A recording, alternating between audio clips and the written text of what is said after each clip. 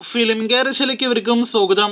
ദിലീപിന്റെ തങ്കമണി എന്ന സിനിമ അങ്ങനെ ആ സിനിമയുടെ ആദ്യ ശനിയാഴ്ചയിലേക്ക് എത്തപ്പെട്ടിരിക്കുകയാണ്. 3-ാം ദിവസത്തെ സിനിമയുടെ കേരള ട്രാക്കിംഗ്, 3 ദിവസത്തെ സിനിമയുടെ Kerala world wide estimate collection എല്ലാം തന്നെ പുറത്തു വന്നിരിക്കുകയാണ്.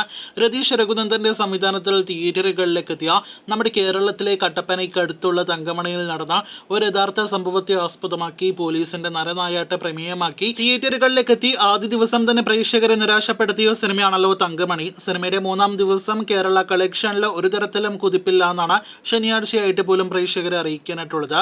ഇന്നലെ ഇതേ സമയം 23 ലക്ഷത്തിൽ പരമായിരുന്നു കേരള ട്രാക്കിംഗ് എങ്കിൽ ഇന്നത് 21 ലക്ഷത്തിൽ പരം മാത്രമാണ്. അപ്പോൾ ഇന്ന് 40 ലക്ഷത്തോളം രൂപയായിരിക്കും തങ്കമണിയുടെ കേരള ഗ്രോസ് എന്ന് ഉറപ്പാക്കപ്പെട്ടിരിക്കുകയാണ്. അങ്ങനെയെങ്കിൽ ഇന്നത്തോടെ 1,70,00,000 മുകളിൽ കേരള ഗ്രോസ് 3 ദിവസങ്ങൾ കൊണ്ട് തങ്കമണിയുടേതായിട്ട് എത്തപ്പെടും. അതേസമയം വേൾഡ് വൈഡ് കളക്ഷൻ ഇനിയും യഥാർത്ഥത്തിൽ പുറത്തു വന്നിട്ടില്ല എങ്കിൽ പോലും 2-2.5 കോടി റേഞ്ചിലാണ് 3 ദിവസത്തെ വേൾഡ് വൈഡ് കളക്ഷനായിട്ട് നാം പ്രതീക്ഷിക്കുന്നത്. ഏകദേശം 25 കോടി രൂപയ്ക്ക് മുകളിൽ സിനിമയ്ക്ക് ബഡ്ജറ്റ് ഉണ്ട് എന്നാണ് സംവിധായകൻ തന്നെ സിനിമയുടെ ഓഡിയോ ലോഞ്ചിൽ പറഞ്ഞത്. അപ്പോൾ അത് വെച്ച് നോക്കുമ്പോൾ സിനിമ വലിയ പരാജയത്തിലേക്ക് പോകുന്നു എന്ന് തന്നെയാണ് 3 ദിവസത്തെ കളക്ഷൻ കൊണ്ട് വ്യക്തമാകുന്നത്.